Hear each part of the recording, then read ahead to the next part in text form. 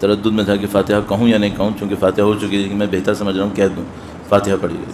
بسم اللہ الرحمن الرحیم الحمد للہ رب العالمین الرحمن الرحیم مالک یوم الدین ایاک نعبد و ایاک نستعین اهدنا الصراط المستقیم صراط الذین انعمت علیہم غیر المغضوب علیہم ولا الضالین.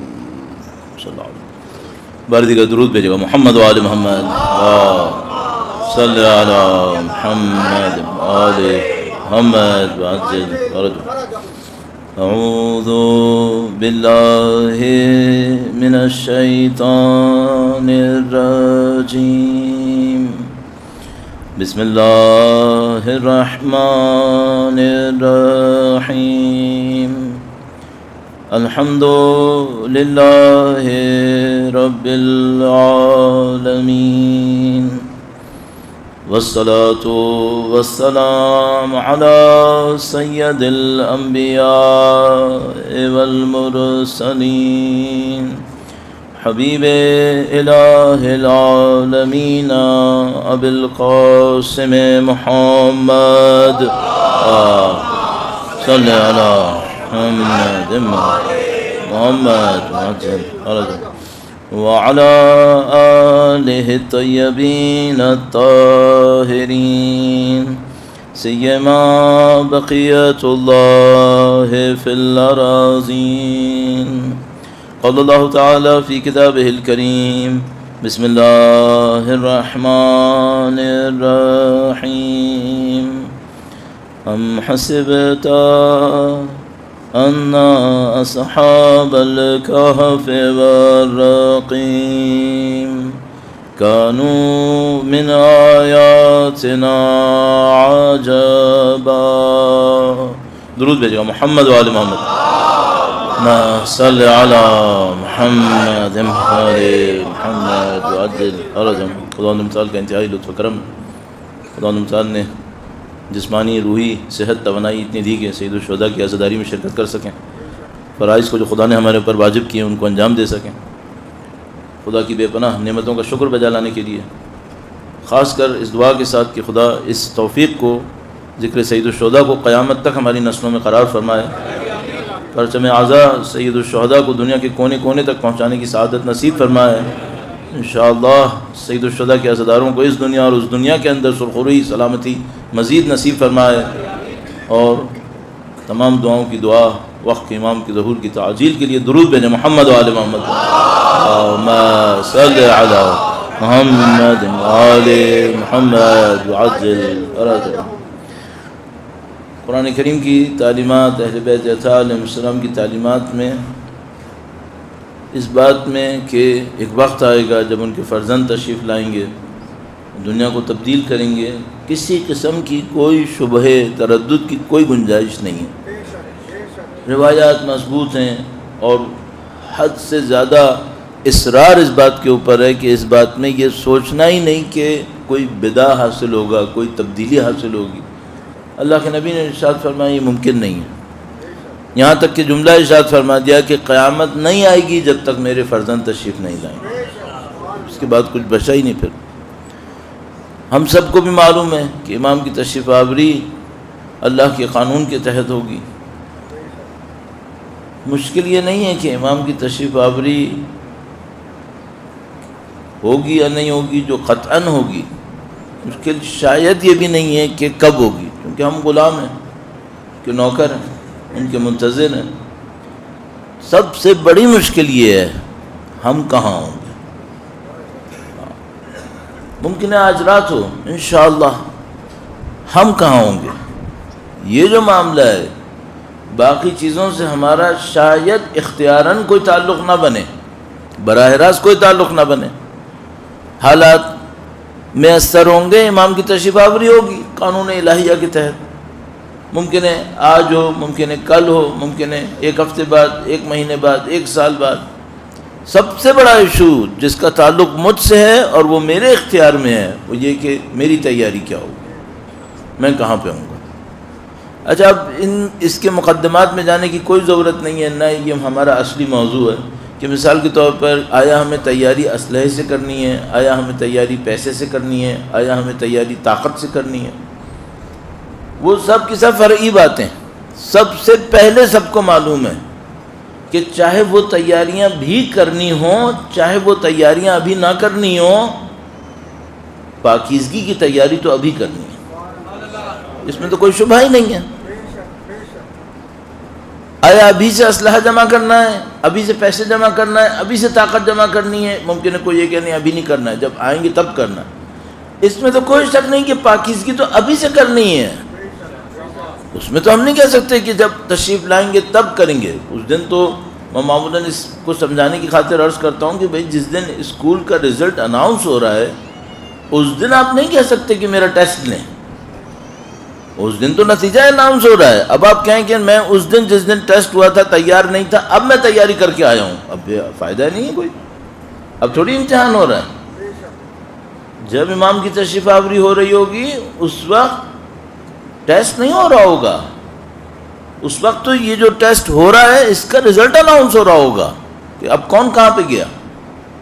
پھر جو امام کے ساتھ ہوں گے ان کو اور امتحانات سے گزرنا ہوگا اور مثلا درجات کے حصول کے لیے، لیکن پہلے مرحلے کے اندر کون ساتھ دے گا کون نہیں ساتھ دے گا ادھر ٹیسٹ نہیں ہوگا، وہ ٹیسٹ ابھی ہو رہا ہے، اس وقت ہو رہا ہے۔ اس وقت ذمہ داری ہے کہ ہمیں یہ سمجھنا ہے کہ بھئی ہمارا دین ہم سے کیا چاہتا ہے، اہل بیت اطہار علیہ السلام اجمعین ہم سے کیا چاہتے ہیں، ان کی تعلیمات ہم سے کیا چاہتی ہیں۔ تو یہ چند دن جو آپ کی خدمت میں آرائز پیش ہوئے، یہ ایک انتہائی اہم موضوع کے لیے، اور میں نے عرض کیا کہ وہ تمام تیاریوں کی بنیادی ترین جڑ اس میں ہے، فیصلے صحیح کیسے ہوتے ہیں۔ آپ کو فیصلے کرنے ہیں زندگی کے بارے میں، مال کے بارے میں، اولاد کے بارے میں، اور پہلے دن یہ عرض کیا تھا کچھ فیصلے بے ارادہ آپ سے اور ہم سے صادر ہو جاتے ہیں۔ اس کی ایک مثال بھی عرض کرتا چلوں، درود بھیجے گا محمد و آل محمد صلی علی محمد آل محمد وعجل۔ کچھ خواب سچے ہوتے ہیں، زیادہ تر خواب سچے نہیں ہوتے ہم جیسے انسانوں کے، زیادہ تر خواب ایسے ہی ہوتے ہیں، کوئی برین ایکٹیویٹی ہو رہی ہوتی ہے بس جسمانی کوئی ایسی، کبھی آپ نے کوئی کھانا ایسا کھا لیا ہے جس کی وجہ سے مثلا کچھ ہو رہا ہے، کبھی آپ صحیح سوئے نہیں تھے، کبھی آپ سوتے وقت پریشان تھے اس کی وجہ سے ہو رہا ہے، کبھی بہت کم شاذ و نادر کوئی ایک آدھ شاید کوئی خواب سچا بھی ہوگا۔ وہ جو سچا خواب ہوگا اس میں بعض اوقات ایسا ہوتا ہے کہ انسان کوئی ایسا کام کر گزرتا ہے جو بعد میں کہتا ہے میں نے کیوں کیا تھا۔ اچھا خواب میں اسے کنٹرول ہوتا ہے کیا؟ نہیں، خواب میں کنٹرول کہاں ہوتا ہے، خواب میں تو سو رہا ہوتا ہے، لیکن کچھ کر گزرتا ہے۔ میں اپنے ایک اسٹوڈنٹ کا بہت زیادہ سنایا کرتا ہوں، ایسے موقع پہ آپ کا وقت نہیں لوں گا، کہ مثلا وہ خواب میں دیکھتا ہے کہ ایک بس کربلا جا رہی ہے، بس اس کے سامنے رکتی ہے، دروازہ کھلتا ہے، نہیں بیٹھ پاتا اس کے اندر۔ کیوں نہیں بیٹھ پاتا؟ کیونکہ کہتا ہے اندر ڈیڈ باڈیز پڑی ہوئی تھیں، اس میں خون تھا، اس میں زخمی لوگ تھے، میں دیکھ کے گھبرا گیا۔ اس کے بعد میں جتنی دیر دیکھتا رہا کہ کیا کروں بس چلی گئی۔ تو اب یہ چاہتا تھا کہ بس میں نہ بیٹھے، حتیٰ خواب میں نہیں چاہتا تھا کہ بیٹھے، تو کیوں نہیں بیٹھا؟ اگر یہ سوچیں کہ یہ خواب سچا ہو، ٹھیک ہے، تو ہم یہ کہیں گے کہ اس کو علامت ملی ہے کہ تمہارا نفس ابھی بیٹھنے کے لیے تیار نہیں ہے۔ یہ ہوا نا، یہ تو خواب تھا جس میں وہ سوچتے سوچتے رہ گیا اور بس نکل گئی۔ یہ تو عیناً واقعات میں بھی ایسے ہی ہوا ہے۔ سید الشہداء کا لشکر تیار تھا، بندہ پہنچ بھی گیا پھر بھی نہیں گیا۔ اس سے بھی عجیب و غریب چیزیں ہوئی ہیں دنیا کے اندر۔ تو یہ اچھا بعد میں افسوس بھی کرتے رہے کہ اس ٹائم پہ یہ کیوں کر لیا۔ تو یہ تو میں نے بہت بڑی بڑی مثالیں دے دی، آپ اپنی عام زندگی میں دیکھ لیں۔ بعض اوقات کوئی موقع آئے گا، محل ہوگا، اس موقع پر اچانک منہ سے کوئی بات نکل گئی اور بعد میں سوچتے رہے یہ کہا کیوں تھا، یہ تو نہیں کرنا چاہیے تھا۔ کسی آدمی سے لڑ بیٹھے اور بعد میں افسوس کر رہے ہیں کہ یہ کیا کر دیا۔ یہ بھی ہوتا ہے کہ بعض اوقات کوئی بہت کرٹیکل پوزیشن تھی اور خواہ نہ خواہ یوں ہی اپنی طرف سے کام کیا اور بعد میں اللہ کا شکر کیا کہ خدا تو نے بچا لیا، ورنہ میں کچھ اور کر دیتا تو میں تو مارا گیا تھا۔ یہاں ہوتا ہے ایسا۔ یہ ہمارا اندر چھپا ہوا انسان ہے، وہ بعض اوقات چیزوں کو اسٹیئر کر رہا ہوتا ہے۔ تو میں نے عرض کیا تھا پہلے دن سے کہ جو اندر چھپا ہوا انسان ہے کبھی یہ بلا ارادے اپنے فیصلے کر رہا ہوتا ہے، اس کو پکڑنا بہت ضروری ہے، ورنہ یہ خاص موقع کے اوپر بہت مروائے گا۔ اور کبھی ہم سوچ سمجھ کے فیصلے کر رہے ہوتے ہیں لیکن کیلکولیشن اچھی نہیں ہوتی، ہم کام خراب کر دیتے ہیں۔ ان سب سے بچنے کے لیے پورا میکینزم عرض کیا آپ کی خدمت میں کہ بھائی ہمارے پاس ایک قلب ہے، اس کے اندر اعمال جمع ہوتے ہیں، اس میں اسی سے علم نصیب ہوتا ہے، یہ فیصلے کر رہا ہوتا ہے۔ اگر یہ پاک و پاکیزہ ہوا تو بہت سارے فیصلے خود بخود صحیح ہو جائیں گے۔ پھر اس قلب کی نورانیت کے اوپر بات کی، پھر پرسوں آپ کی خدمت میں 4 پوائنٹس عرض کیے تھے کہ اس قلب کو نورانی رکھنا ہے تو کیا کرنا ہوگا۔ پھر کل ایک روایت اور اس کے اوپر عرض کی کہ طلبت نور القلب فوجدتہ فی التفکر والبکا، عرض ہوا کہ تفکر کے لیے کیا کرنا چاہیے، بکا کے لیے کیا کرنا چاہیے۔ اب آج تھوڑا سا ان تمام چیزوں کو جمع کرتے ہوئے چند روایات اور آپ کی خدمت میں عرض کروں گا تاکہ اس بات کو ہم یہ سمجھ کے اٹھیں کہ بھائی یہ وہ معاملہ نہیں ہے جو آپ یہ کہیں کہ یہ عرفاء کا معاملہ ہے مولانا، یہ ہمارا کام نہیں ہے۔ نہیں، یہ وہ چیز نہیں ہے۔ فیصلے صرف عرفاء نے نہیں کرنے ہیں، فیصلے آپ نے، ہم نے کرنے ہیں۔ ان فیصلوں کو کون صحیح کرے گا؟ ان کو ہم نے صحیح کرنا ہے اللہ کی دی ہوئی توفیق سے۔ اب ایک روایت اس سلسلے میں عرض کرتا ہوں آپ کی خدمت میں، درود بھیجے گا محمد و آل محمد پر۔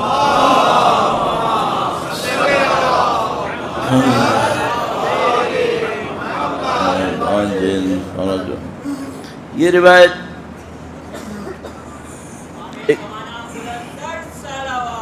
اللہم صلی علی محمد،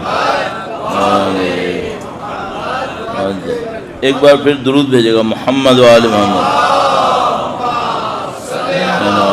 محمد محمد وعجل۔ کتاب ارشاد میں مولا چھٹے امام جعفر صادق علیہ السلام سے روایت، اللہم صلی علی محمد آل محمد وعجل۔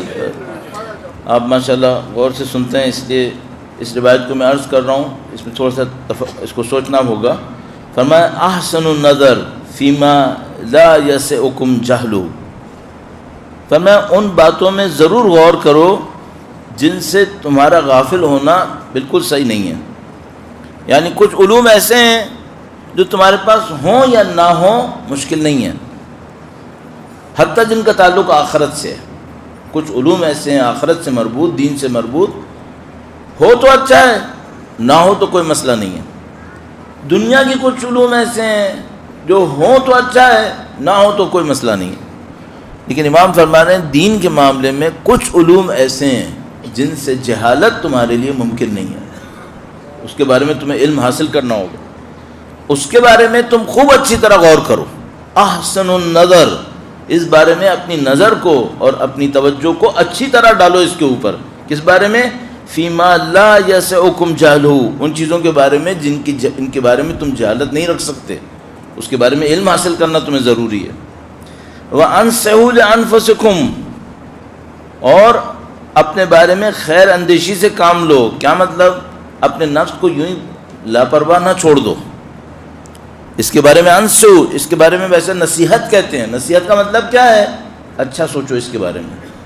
یعنی مثلا کوئی یہ کہے کہ مجھے زیادہ پرواہ نہیں ہے، یہ جملہ نفس کے بارے میں صحیح نہیں ہے، جسم کے بارے میں بھی صحیح نہیں ہے۔ مثلا میں کوئی مجھ سے کہے مولانا آپ کے مثلا چہرے پر فلاں بیماری کے آثار ہیں، میں کہوں مجھے زیادہ پرواہ نہیں ہے، سامنے والا کہے گا کیسی باتیں کر رہے ہیں، آپ کی بیماری بڑھ جائے گی، پھر آپ کی یہ ہو جائے گا وہ ہو جائے گا۔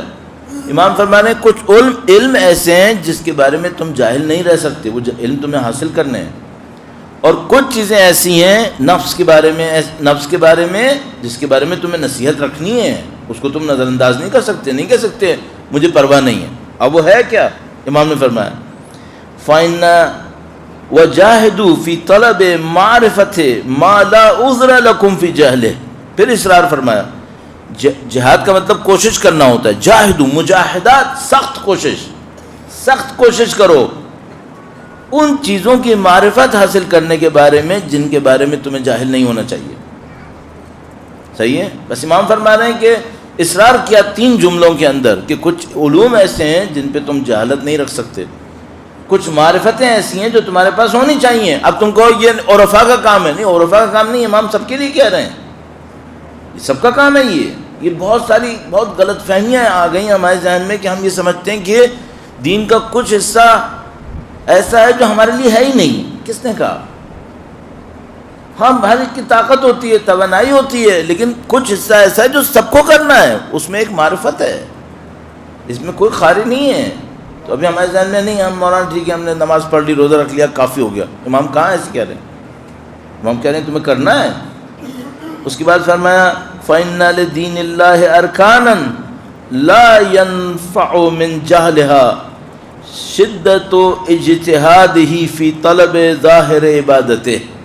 اس جملے کو غور سے سنیے گا، میں چونکہ آپ مطمئن ہوں آپ سن رہے ہوتے ہیں، اس لیے میں یہ دقیق عبارت لے کے آ گیا اور ہر جگہ نہیں لاؤں گا، اس کو غور سے سنیے گا۔ فرمایا کہ اللہ کے دین کے کچھ ارکان ہیں، اگر کوئی اس سے جاہل ہو اور وہ عبادت کے ظاہر میں شدت کوشش کرے تب بھی فائدہ نہیں ہوگا، تب بھی فائدہ نہیں ہوگا۔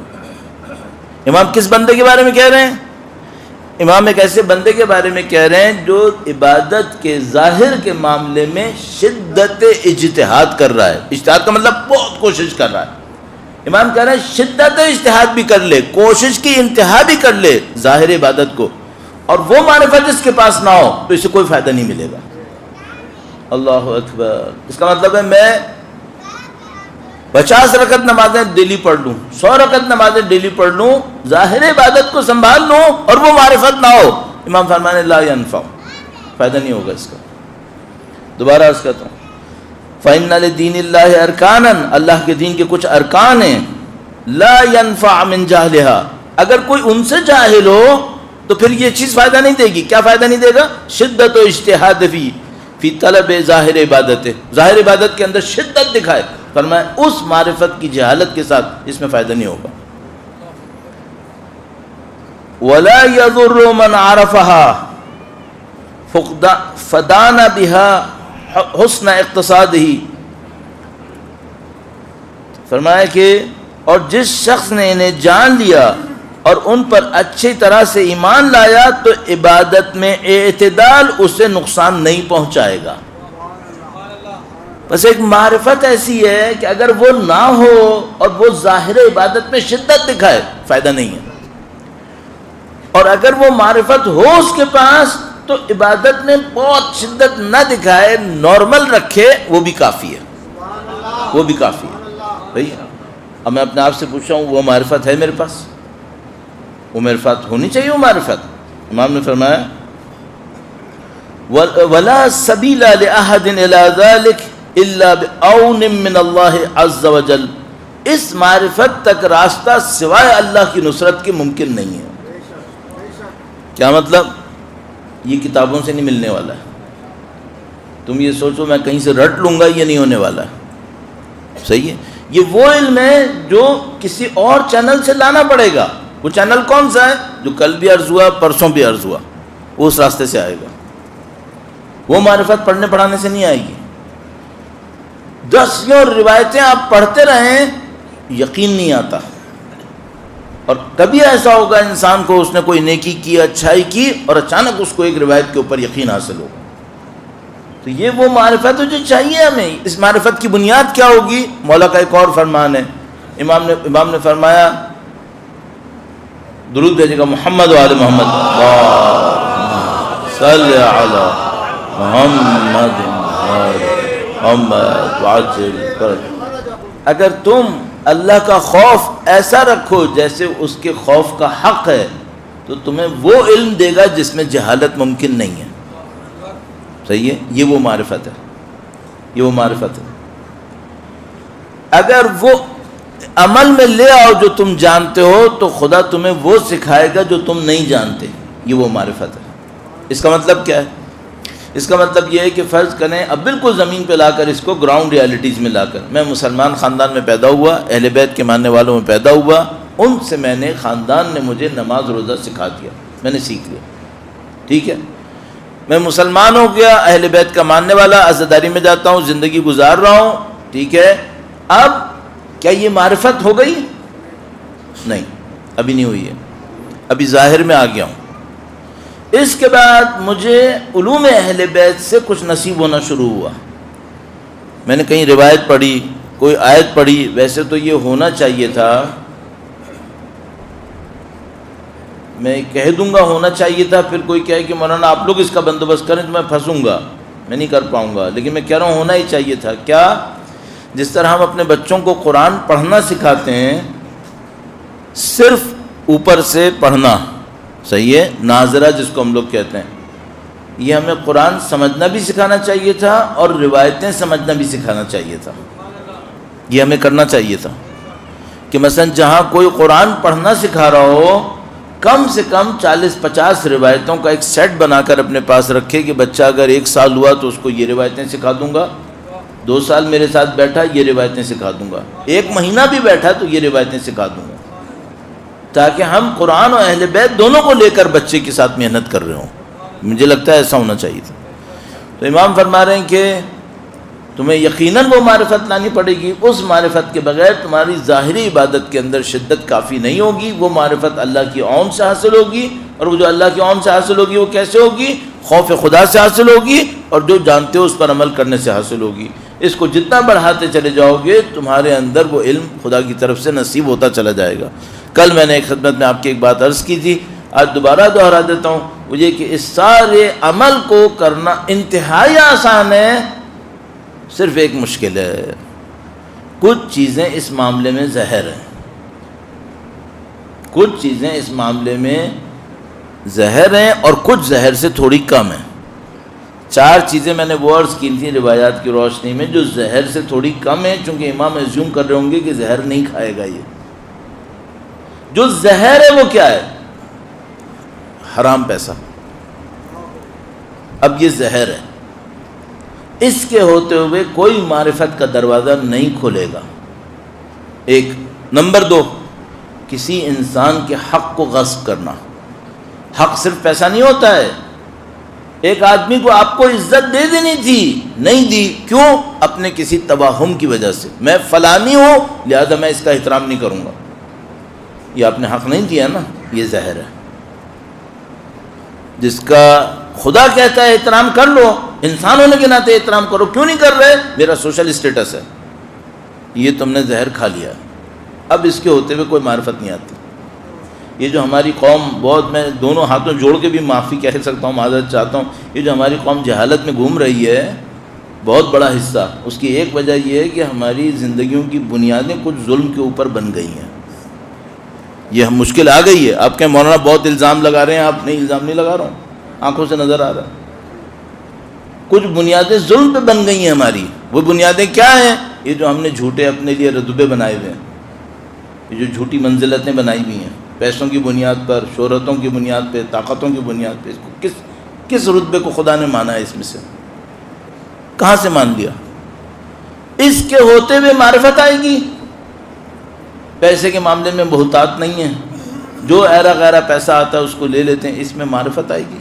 کہاں سے آئے گی معرفت؟ یہ تو زہر ہے۔ اس کے بعد پھر یہ دوسرے مکروہات کا معاملہ تھا جو 4 روایتوں میں نے ایک روایت میں 3 اور ایک میں ایک اور عرض کیا، وہ پھر مکروہات کے اندر داخل ہو جائے گا اس کے مقابلے میں، ورنہ یہ تو زہر قاتل ہے، اس کے ہوتے کچھ ہوتا نہیں ہے۔ اب کوئی مجھ سے کہے مولانا چلیں اگر ایسا ہے اور وہ آدمی جان چھڑانے کی کوشش کر رہا ہے تب بھی معرفت نہیں آئے گی؟ نہیں، پھر آ سکتی ہے۔ اگر خدا نہ کرے کوئی کسی ایسی مصیبت میں مبتلا ہے اور اپنے آپ سے عہد کر لے کہ میں نے جان چھڑانی ہے، مجھے اپنے آپ کو اس بلوے سے نکالنا ہے، کیونکہ خدا تو اتنا کریم ہے کہ اچھائی کے ارادے کو بھی ایسے ہی سمجھتا ہے جیسے بندے نے اچھائی کر لی ہے۔ خدا تو کریم ہے، تو وہ اس کار خیر کی نیت کو بھی کاؤنٹ کرتا ہے کہ بندے نے خیر کر لیا ہے، تو وہ وہیں سے دروازے کھلنا شروع ہو جاتے ہیں۔ اللہم صلی علی محمد محمد وعجل فرج۔ آپ کو بس ایک روایت کی زحمت اس سلسلے میں اور دوں گا، درود بھیجے گا محمد وآل محمد پہ، اللہم صلی علی محمد محمد وعجل فرج۔ میں بعض اوقات سوچتا ہوں کہ آپ میں سے بعض شاید یہ سوچ بیٹھے ہیں کہ مولانا کو تنقید کرنے کی عادت ہے۔ صحیح ہے، سوچ سکتے ہیں۔ صرف مجھے ایک بات بتاؤ، اگر ہم لوگوں نے بھی بولنا چھوڑ دیا، یہ بتاؤ بولے گا کون؟ یہ ہمارے آفیسز بولیں گے؟ ہماری یونیورسٹیز ہمیں سکھائیں گی؟ یہ سب اس ظالمانہ نظام کے پرزے بنے ہوئے ہیں، یہ کہاں ہمیں سکھائیں گے؟ اگر یہ نظام صحیح ہوتے تو ہم اپنے امام سے دور ہوتے۔ ایک جگہ بچ گئی ہے یہ ممبر، اگر یہاں بھی بولنا بند کر دیا، مجھے بتاؤ آپ جا کے اصول کافی میں خود پڑھو گے؟ آپ وسائل الشیعہ خود جا کے پڑھو گے؟ ہم لوگ یقین مانو علوم اہل بیت میں نا اب دھاگوں پہ بندھے ہوئے ہیں، بس دھاگوں پہ۔ علماء حق کی صحت و سلامتی کے لیے پر محمد و آل محمد بلندر صلوات۔ اللہم صلی علی محمد محمد وعجل فرج۔ یہ جو رشتہ چھوٹا سا رہ گیا نا، یہ بھی باریک سا ہے، وہ بھی چند آدمی ہیں اپنی، میں کوئی شان فضیلت نہیں بتانا چاہ رہا ہوں آپ کی خدمت میں، لیکن میں بھی تو معاشرے میں رہ رہا ہوں نا، کون جرت کرے گا لوگوں کو یہ بتانے کی؟ بعد میں جو پریشرز آتے ہیں معاشرے کی طرف سے وہ کم ہوتے ہیں۔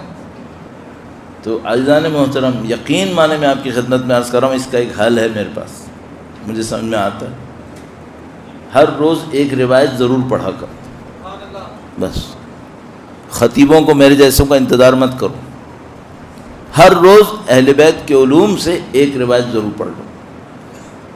آپ کو میں گارنٹی سے کہہ رہا ہوں، ممبر پہ بیٹھ کے اگر آپ کے ذہن میں کوئی خوبی ہے، نفس میں آپ کی اصلاح ہونی ہے، اور آپ نے زندگی میں ٹھانا ہوا ہے کہ میں نے ہر روز ایک روایت پڑھنی ہے، وہ روایت خدا پہنچائے گا جس کی آپ کو ضرورت ہے، وہ روایت خدا پہنچائے گا۔ کیوں؟ آپ کہیں گے کیوں؟ اللہم صلی علی محمد وآل محمد وعجل فرج۔ اس کی وجہ ہے وہ خدا ہادی برحق ہے، ہدایت اس کے اسماء حسنہ میں سے ہے، اسماء حسنہ اس کے ہدایت ہے، اس نے زمین پر اپنے اسماء حسنہ ہدایت کو مجسم پیکر بنا کر ائمہ کو بھیجا ہے۔ وہ خدا کے اسماء حسنہ کی تجلی کامل ہدایت کے سلسلے میں، صحیح ہے؟ اس کا مطلب کیا ہے؟ اس کا مطلب یہ ہے کہ زمین و زمان میں 1000 سال پہلے، 2000 سال بعد اگر کسی میں ہدایت کی خواہش ہوئی تو وہ ہادی مدد کرے گا۔ ہاں، پھر وہ منتظر نہیں رہیں گے، یا مثلا یہ رکاوٹ نہیں بنے گی کہ بندہ 1000 سال بعد آیا تھا، نہیں 1000 سال بعد آیا تھا تو کیا ہوا، ہادی تو خدا ہے، اور اس ہادی مطلق نے اپنی تجلی کامل ائمہ اطہار کی ہدایت کے ذریعے نازل فرمائی ہے۔ جیسے قرآن کریم ثقل اصغر، ثقلین میں سے ایک ثقل وہ، ایک ثقل وہ، تو ان دونوں کا کام یہ کہ انہوں نے ہدایت دینی ہے۔ پس اگر ایک آدمی مثلا چائنا میں بیٹھا ہے، رشیا میں بیٹھا ہے، اور وہ خدا سے توسل کرے، خدا سے درخواست کرے، قرآن سے توسل کرے، نبی سے توسل کرے، اولاد علی سے توسل کرے کہ مجھے ہدایت دے، تو کیا زبان رکاوٹ بنے گی؟ نہیں بنے گی، وہ ہدایت دیں گے۔ تو اس امید پر، اور اس میں بتا رہا ہوں عقلی دلیل کے اوپر، آپ اپنی ہدایت کو حاصل کرنے کے لیے صرف قدم بڑھاتے رہیں، روایت پڑھتے رہیں، اور یہ روایتیں آپ کو کہیں سے کہیں پہنچا دیں گی ہدایت کے معاملے کے اندر انشاءاللہ۔ ایک روایت عرض کرتا ہوں، مولا امیر المومنین سے درود بھیجے گا، محمد و آل محمد صلی علی محمد آل محمد۔ قوانین ان روایات کے اندر ہیں۔ امام نے فرمایا، من اصلح سریرتہ اصلح اللہ علانیتہ۔ دیکھو کتنا ہوتا ہے، میں کالج میں تھا، اسکول میں تھا، اس کے بعد بھی کافی وقت تک میں یہ سوچتا رہتا تھا، میں لوگ مجھے کیسا دیکھ رہے ہیں، میں کیسا نظر آ رہا ہوں۔ تو مجھے یاد ہے بہت ٹینشن دماغ پہ اس بات کا ہوتا تھا، لوگ کیا کہیں گے، لوگ کیسا دیکھیں گے۔ تو ابھی کوئی بچہ کہے گا نہیں یہ شرٹ پینٹ کے اوپر نہیں چلے گی، یہ جوتا نہیں چلے گا، لوگ دیکھ رہے ہیں، مثلا یہ پتہ نہیں کتنی ٹینشن اس بات کی لیتے ہیں کہ لوگ۔ امام نے فرمایا اس سب کا ایک حل ہے، سب کا ایک حل ہے۔ امام نے فرمایا اگر تم اپنے باطن کو صاف کر لو تو خدا تمہارے ظاہر کو سنبھال لے گا۔ غلط محنت کر رہے ہو، ساری محنت اس پہ کر رہا ہوں ظاہر اچھا نظر آئے، بندے خدا اس سے آدھی محنت باطن پہ کر لو، ظاہر کو تو خدا سنبھالنے کا وعدہ ویسے ہی کر رہا ہے، تم کیوں ظاہر کے اوپر اتنے مرے جا رہے ہو؟ اللہم صلی علی محمد محمد وعجل فرج. میں نہیں کہہ رہا کنگھی نہ کرے، صاف کپڑے نہ پہنے. اللہ کے نبی نے فرمایا نہیں، صفائی سے رکھو. اور کوئی آدمی ایسا کپڑے بدبودار پہن کر آیا تو اللہ کے نبی نے کہا اس کو دھو لینے چاہیے تھے. لیکن کبھی ایسا بھی ہوا، ایک مزدور آیا، اللہ کے نبی نے اس سے ہاتھ ملایا، اس کا ہاتھ بہت کھردرا تھا، اس میں رگڑے، اس نے ظاہر اس نے لکڑی بہت چلائی ہوگی، پتہ نہیں کیا کیا ہوگا، مزدوری بہت کی، اس کا ہاتھ بہت کھردرا تھا. تو نبی سے اس نے ہاتھ ملایا تو اس کے ہاتھ کا کھردرا پن نبی کے ہاتھ کو احساس ہوا. تو مجھے بالکل دقیق عبارت یاد نہیں ہے، لیکن نبی خدا نے اس کے ہاتھ کی بہت تعریف کی کہ یہ ہاتھ بہت اچھا ہاتھ ہے، کیونکہ وہ محنت میں سخت ہوا ہے. اور اس نبی نے اس ہاتھ کی تعریف کی. تو اللہ کے نبی اس بات کے اوپر بہت زیادہ اصرار فرماتے تھے کہ تم اپنے بدن کے اوپر اتنی توجہ مت دو جتنی اپنی روح کے اوپر توجہ. ہاں بدن پہ اتنا رکھو نارمل بس، لیکن روح کو سنبھالو. من اصلح سریرتہ، سریر یعنی باطن، اندرونی، جو اپنے باطن کو سنبھال لے، اصلح اللہ علانیتہ، خدا اس کے ظاہر کو سنبھال لے گا. ابھی دیکھو اس وقت چونکہ ہماری دنیا کا نظام الٹا بنا ہوا ہے، تو لوگ ظاہر کو سنبھالتے رہتے ہیں کہ میں ظاہر میں متقی نظر آؤں، باطن میں کیا کروں. کتنی پاگل پنی کی بات کر لی، الٹا کر لیا نا سارا کام. یہ مجھے اتنا احساس ہوا ہے، 98 کے قریب میں نے کچھ لیکچرز دیے تھے ویسٹرن کلچر کے اوپر. اس وقت مجھے یہ احساس ہوا تھا کہ یہ معاملہ الٹا ہو چکا ہے یہاں پہ. اب آپ دیکھ لو، پوری دنیا کو دیکھ لو، اس وقت ظاہر سنبھال رہے ہیں یا باطن؟ ظاہر. اور امام کیا کہہ رہے ہیں؟ ظاہر کو نہیں سنبھالو، باطن کو سنبھالو. وہ کام الٹا ہو گیا ہے اس وقت، اس لیے بات سمجھانا بہت مشکل پڑ گئی ہے. یہ تو ابھی عزائے سید الشہداء کی صدقے میں آپ یہاں بیٹھے ہیں، میں بول رہا ہوں تو آپ سن بھی رہے ہیں، ورنہ سمجھانا بہت مشکل ہو گیا. فرش اعضاء کے بڑے صدقے میں بہت برکتیں ملی ہیں ہم لوگوں کو، تبرکات بہت زیادہ ہیں اس کے. من اصلح، اللہم صلی علی محمد وآل محمد وعجل فرج. من اصلح سریرتہ اصلح اللہ علانیتہ، جو اپنے باطن کو سنبھالے، اصلاح کرے، خدا اس کے ظاہر کی اصلاح کرے گا. اب دیکھو ظاہر کی اصلاح میں کروں گا تو تھوڑی کروں گا، خدا کرے گا وہ تو پھر پورا نپٹا دے گا. صحیح ہے، لیکن پروپورشنلی ہوگا. اگر میں باطن پہ 10% توجہ دوں گا پھر خدا بھی ظاہر کو 10% سنبھالے گا. وَمَنْ عَمِلَ لِدِينِهِ كَفَاهُ اللَّهُ أَمْرَ دُنْيَا. یہ ایک اور ہمارے الٹے چلنے کا ایک نشانی. امام نے فرمایا جو اپنے دین کے لیے عمل کرے تو خدا اس کی دنیا کو اس کے لیے کافی کر دے گا. کفاہ اللہ، اللہ اس کے لیے کافی ہے، اس کی دنیا کے لیے. ہماری کوشش کس کے لیے؟ دنیا کے لیے. ساری کیریئر پلاننگ کا راز پیسہ زیادہ کہاں سے آنا ہے، کیا ہو رہا ہے. اس لیے خدا نے خلق کیا تھا. یقین مانیں آپ دنیا بھر میں جائیں، لوگوں سے ملیں، سب کے دماغ پہ جو چیز چھائی ہوئی ہے معذرت کے ساتھ، یا پیسہ ہے یا لذت ہے. نیچے سے اوپر تک سب اس نشے میں گھوم رہے ہیں، یا پیسہ یا لذت. حضرت موسیٰ علیہ السلام کی قوم نے بچھڑے کی عبادت کی تھی.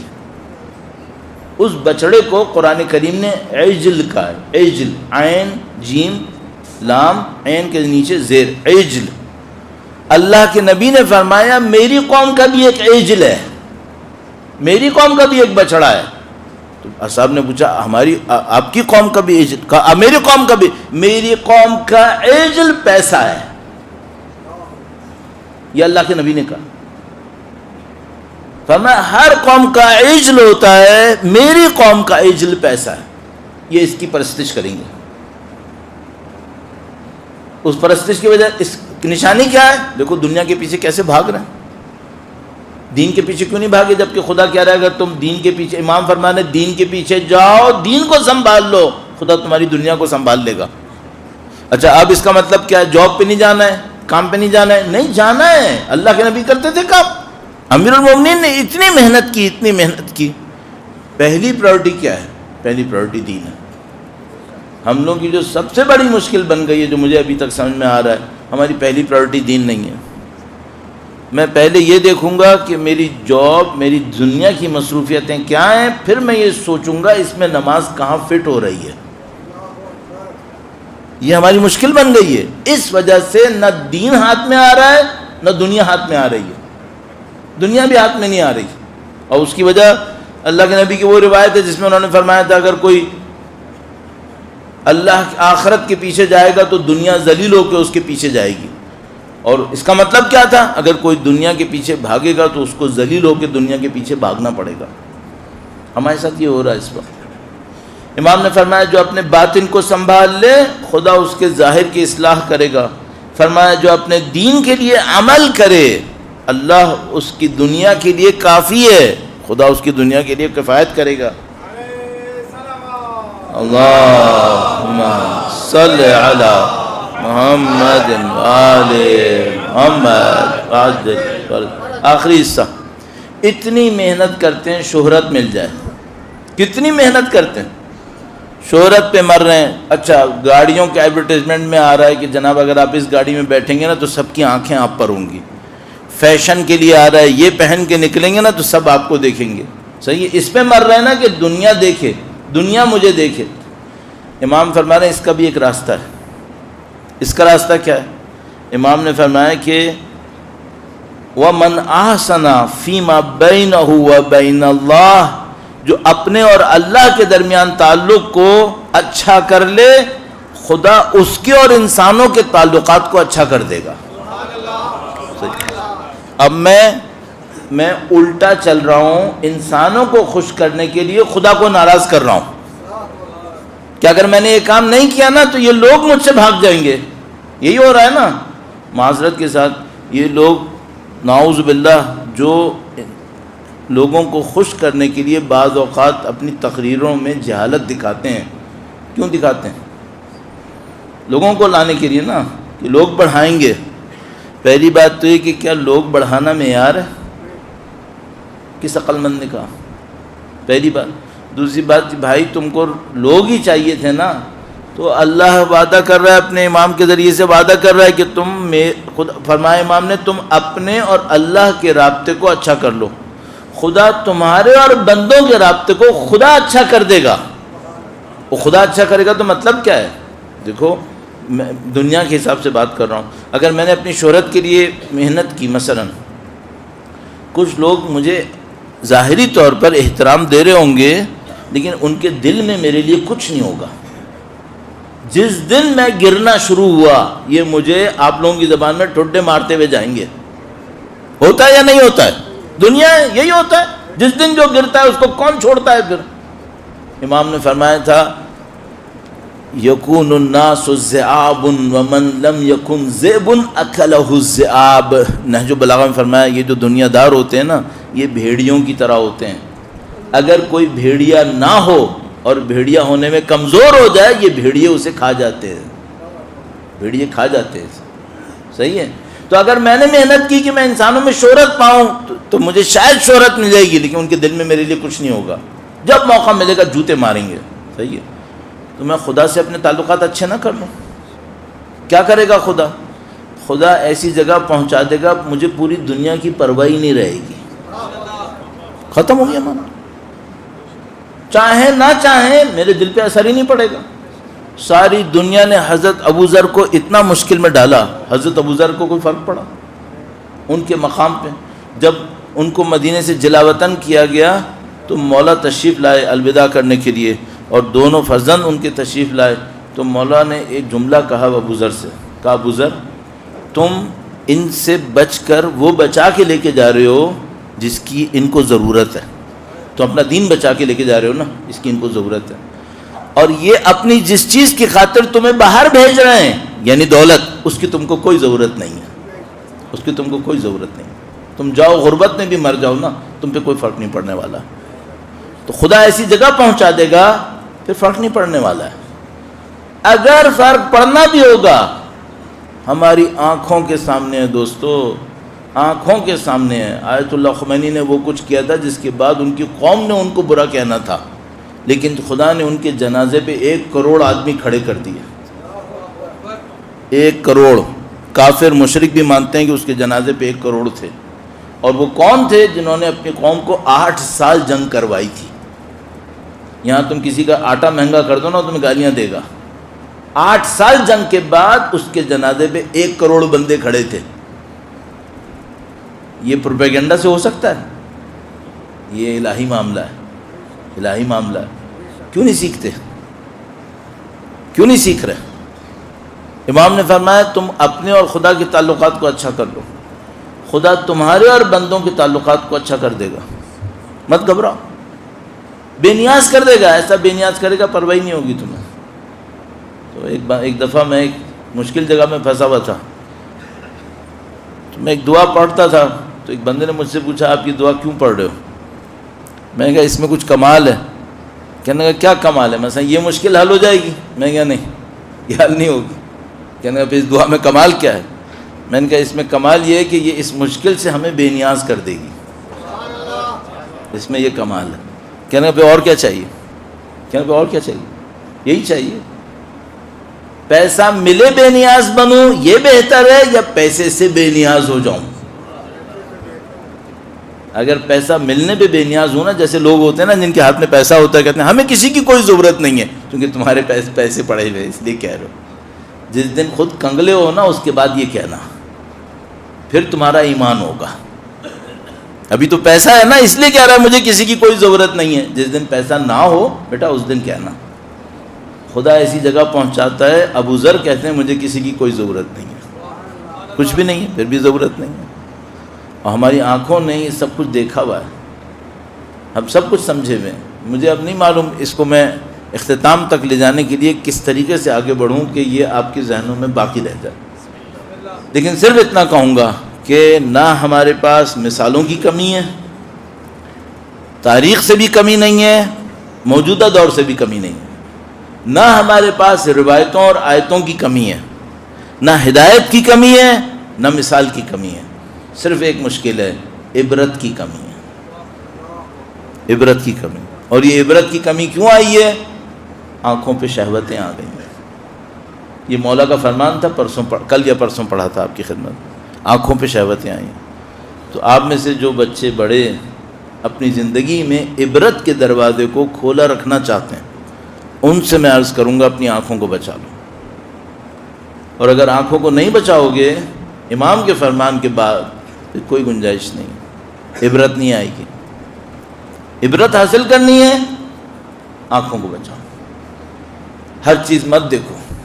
بہت بعض اوقات انسان کو تکلیف ہونے لگتی ہے کہ یہاں بیٹھ کر بچکانہ باتیں کرنی پڑتی ہیں، لیکن کیا کریں، بچکانہ چیزوں میں ہی سب کچھ غرق ہو گیا ہے. تو مت دیکھو ہر چیز، اس سے عبرتیں ختم ہو گئی ہیں. 1 ہفتہ 2 ہفتہ سنبھالو پھر دیکھو ہوتا کیا ہے. دیکھو کیا ہوتا ہے. رات کو سونے سے پہلے سورہ حشر پڑھو. رات کو سونے سے پہلے سورہ حشر پڑھو. زندگی تبدیل ہوتی ہے. آنکھوں کو سنبھال لو، سونے سے پہلے سورہ حشر. حرام مت کھاؤ. شبہ تک چلے جاؤ اگر خدا نہ کرے نعوذ باللہ ضرورت پڑ ہی رہی ہے. حرام آنکھوں دیکھا حرام تو مت کھاؤ. صحیح ہے. کسی کا حق مت مارو، ظلم مت کرو انسانوں کو. احترام دینے میں کمی مت کرو، احترام دے دو، خیال کرو. دھکے مت دو دوسروں کو باہر نکلتے وقت، جگہ دو. کسی کے جوتے پہ بھی پاؤں مت رکھو. حق پامال کرو گے علم سے محروم ہو جاؤ گے، جاہل ہو جاؤ گے. یہ قانون الہی ہے، اس کو کوئی نہیں تبدیل کر سکتا. پتہ نہیں کیوں ہمیں اسکولوں میں یہ نہیں سکھاتے. وہ ہمیں یہ سیکھ لینا چاہیے تھا. بہرحال میں جب یہ عرض کرتا ہوں تو میرا دل بیٹھنے لگتا ہے. آخری بات یہ ہے کہ جو انسان اپنی اندر بہتری لانے کی کوشش کرے وہ اپنے اندر یقین رکھے ایک بات کے اوپر. آپ سب جانتے ہیں میں عبادتاً اس کو عرض کر رہا ہوں تاکہ اس تبرک میں شامل ہو جاؤں کہ دیکھو بھائی، ہم لوگوں کی ہدایت خطبہ، علماء، ذاکرین، کتب ان کے اوپر بھی متوقف نہیں ہے کہ یہ نہیں ہوئے تو ہمیں ہدایت نہیں ملے گی. نہیں، ایسا نہیں. سب چینلز ہیں، سب چینل ہیں. ہادی خدا ہے، اور خدا کا نبی خدا کا امام ہے، ہادی قرآن کریم ہے، تو وہ یہدی ہے، باقی سب چینلز ہیں اصل ہدایت میں سے۔ تو آپ کسی گاؤں دیہات میں بیٹھے ہو، کہاں پہ کچھ نہیں ہے، کوئی بات نہیں، توسل کرو امام سے، امام وقت سے توسل کرو۔ کیوں ہدایت نہیں ملے گی؟ خدا شاہد ہے، لوگوں نے جنگلوں میں بیٹھ کر بھی ہدایت مانگی ہے نا، تو انہوں نے وہاں پر بھی کسی کو بھیج دیا کہ چلو ہدایت چاہیے نا تم لو ہدایت۔ تو آپ قطعاً مت گھبرائیں اس بات سے کہ ہمارے پاس کوئی سمجھانے والا نہیں ہے، پڑھانے والا نہیں ہے، ایسی بات۔ آپ لاوارث نہیں ہو، آپ کا وارث ہے، صرف ایک مظلومیت ہے اس وارث کی، وہ پردہ غیب میں ہے، اس وارث کی مظلومیت کی ہے۔ وہ تو چاہتے ہیں کہ آگے آئیں، ہمیں جو پیچھے ہٹے ہوئے۔ آپ کو اللہ نے سید الشہداء کی محبت نصیب کی ہے، آپ کے دلوں سے امام کو انتظار ہوگا۔ جس کے دل میں امام کی محبت نہیں ہے، اس سے امام کو کہاں انتظار ہوگا؟ امام کو انتظار کس سے ہوگا؟ اس سے ہوگا جس کے دل میں ان کے جد امجد کی محبت آئی ہوئی۔ آپ کے دلوں سے انتظار ہوگا۔ کیا نشانی ہے؟ اتنی دفعہ آزما چکا ہوں، سب یہاں بیٹھے ہوئے امام حسین کے چاہنے والے، کیا نشانی ہے؟ دیکھو ابھی ان کے سامنے صرف ایک جملہ بول دوں نا، ایک یتیمہ ہے، ان کو سمجھ میں آنے لگتا ہے، احساس ہونے لگتا ہے۔ دلوں میں جو محبت ہوتی ہے وہ آنکھوں سے فوراً ظاہر ہونے لگتی ہے کہ نہیں، معاملہ کچھ اور ہے۔ یہ اللہ نے ہمیں بہت بڑی نعمت دی ہے، بہت بڑی نعمت دی۔ آپ کبھی ایسا دن گزرے نا جب آپ کسی مجلس میں نہ گئے ہوں، تو میں آپ کو بھائی بن کے بالکل مشورہ دے رہا ہوں، رات کو کہیں تنہائی میں بیٹھ جاؤ، پانی کا گلاس ہاتھ میں لے کے رو لیا کرو۔ مجلس میں نہ بھی جا سکو، جاؤ، ویسے تو نہیں بھی جا سکو، اس دن کو ضائع نہ کرو، غم حسین کے بغیر نہ گزرے۔ امام حسین کے غم میں رونا زندگی کا کام بنا ہے کہ یہ کرنا ہے، اور انسان کیوں نہ روئے۔ اللہ اکبر۔ عجیب عجیب روایات، اہل بیت اطہار علیہ السلام کے مصائب کی روایتیں اتنی عجیب ہیں کہ انسان کس کس کو بیان کرے، کہاں سے بیان کرے۔ اگر سید الشہداء کی اولاد طاہرہ نے جو مصائب بیان کیے ہیں، برداشت کیے ہیں، صرف انسان اسی کو بیان کرے۔ میں کل بھی عرض کیا تھا، عاشور کے لمحوں کو مصائب میں معمولاً بعد میں بیان نہیں کیا جاتا، تو بعض وقت رہ جاتے ہیں، لیکن اب ذرا صرف یہی سوچ لو کہ سید الشہداء کا خیمے میں آنا کیا تھا، مصائب کے لیے بہت ہے۔ علامہ مجلسی نے ایک مقتل لکھا تھا، علامہ مجلسی مقتل میں لکھنے کے بعد سوچنے لگے کہ اس پورے مقتل میں کون سا مرحلہ سید الشہداء کے مصائب کا سب سے بڑا مرحلہ تھا۔ تو تمام سوچتے سوچتے اس انتظار میں گویا کہ اہل بیت کی طرف سے کوئی ہدایت آئی، تو وہ سو گئے اور خواب میں بی بی تشریف لائیں، انہوں نے کہا وہ مرحلہ لکھو جب میرا بیٹا خیموں میں الوداع کرتا۔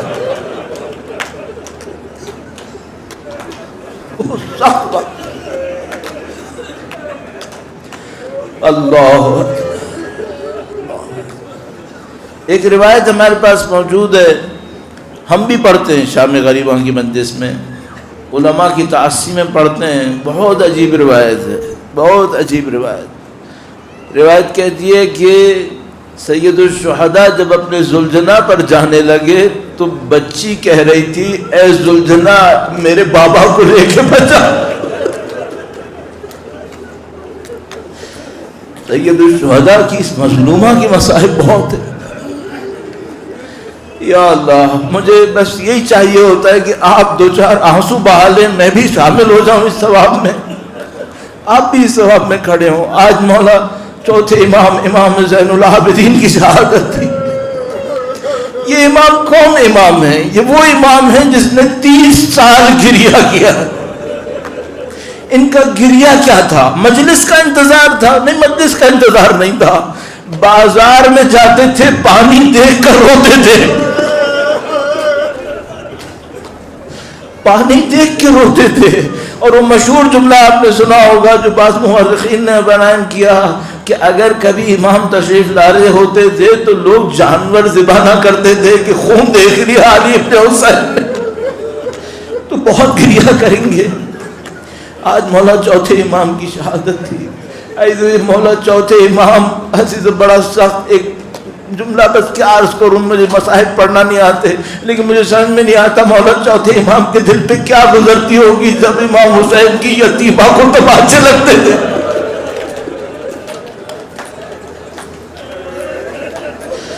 یا اللہ یا اللہ، کسی غیرت مند سے دیکھو، ہم لوگ مولا ابو الفضل کے مصائب میں پڑھتے ہیں، مولا ابو الفضل کے مصائب میں کیا پڑھتے ہیں؟ کہتے ہیں کہ بہت بڑا مرحلہ تھا جب شب عاشور سید الشہداء نے کہا کہ اس پست انسان عمر سعد سے ایک رات کی مہلت لے کر آؤ، تو مولا ابو الفضل کے لیے بڑا سخت معاملہ تھا، چونکہ شجاع کو جا کر کچھ مانگنا پڑ گیا تھا۔ اب تم سوچو امام چہارم کو بازاروں میں گزرنا ہے اور بہنیں بے رضا ہے۔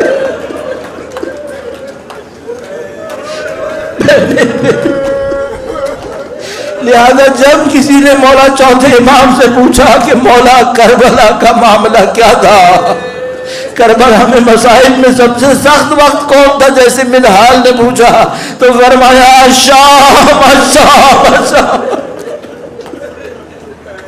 بازار شام۔ آج وہ گریہ کرنے والا دنیا سے رخصت ہو گیا، لیکن عزیز و اہل بیت اطہار کے غم باقی ہیں، اہل بیت اطہار کے غم باقی ہیں۔ اس کربلا کی زمین نے نہ حسین کی یتیمہ کو بلایا ہے نہ علی اصغر کو بلایا ہے۔ ایسے ایک آخری جملہ عرض کروں گا، بس میں مصائب کا یہی ایک جملہ بس عرض کروں۔ ایک بڑے عارف ہیں، بعض لوگ آپ میں سے یقیناً ایسے ہوں گے جو مصائب کے کسی جملے کو یاد کر لیتے ہوں گے اور کبھی اکیلے میں بیٹھ کر روتے ہوں گے، ان کے لیے یہ جملہ عرض کر رہا ہوں، آخری جملہ اس سلسلے کی، یہاں مجالس کا بھی آخری ہے۔ ایک آیت اللہ تھے، آیت اللہ جعفر مجتہدی، بہت بڑے عارف تھے، سید الشہداء کے عجیب عاشق تھے، بہت عجیب عاشق۔ آیت اللہ جعفر مجتہدی کربلا کے بارے میں ایک جملہ کہتے تھے۔ آیت اللہ بہجت علی اللہ مقامہ شریف کے ایک شاگرد نے ایک کتاب کے اندر آیت اللہ جعفر مجتہدی کا ایک جملہ لکھا ہوا ہے، میں نے آپ کو مصائب سے روک کر یہ جملہ عرض کیا، بس جملے کو سن لینا۔ جعفر مجتہدی نے کہا، آیت اللہ بہجت کے شاگرد نے اپنی کتاب میں لکھا، اس لیے بتا رہا ہوں کہ سمجھ لو مستند ہے۔ انہوں نے یہ کہا، جعفر مجتہدی نے، انہوں نے کہا کربلا میں حرم کے کمروں میں ایک کمرہ ہے جہاں ابھی تک وہ لوریاں سنائی دے رہی ہیں جو مادر علی اصغر نے دی ہیں۔ کہا ایک کمرہ ہے اور عرفہ اس کمرے میں نہیں جاتے ہیں، اس میں مادر علی اصغر کی لوریوں کی آواز ابھی تک آ رہی ہے۔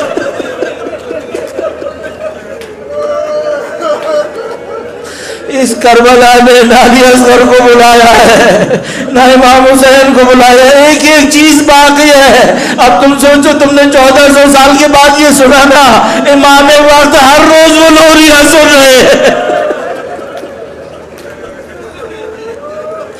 الا لعنت اللہ علی القوم الظالمین وسیعلم الذین ظلموا ایام خلب ینقلبون۔ پروردگارہ تجھے واسطہ قرآن و اہل بیت کا اس قلیل کو ہم سے قبول فرما۔ خدایا اس مختصر عبادت کے صدقے میں ہمیں دنیا اور آخرت میں اہل بیت کی ہمراہی نصیب فرما، ان کے راستے پہ چلنے کی سعادت نصیب فرما۔ ہمارے بیماروں کو بے حق بیمار کربلا شفاء عاجل و کامل نصیب فرما۔ ہمارے ان لوگوں کو جو جیلوں کے اندر ہیں، بے گناہی کے عالم میں، امام موسیٰ کاظم باب الحوائج کے صدقے میں آزادی اور رہائی نصیب فرما۔ ہمارے تمام مرحومین اور ہمارے تمام گناہان صغیرہ و کبیرہ کو بحق عزائے حسین مغفرت فرما۔ خداوندہ تجھے واسطہ سید و سردار کا، تجھے واسطہ اہل بیت کی مظلومیت کا، سید و سردار مولا اور آقا امام آخر الزماں کے ظہور میں تعجیل فرما، ان کے ظہور کا دن دیکھنا نصیب فرما، ان کی نصرت اور اس راہ میں شہادت نصیب فرما۔ ربنا تقبل منا انك انت السميع العليم وتب علينا انك انت التواب الرحيم بجاه نبيك وعسرت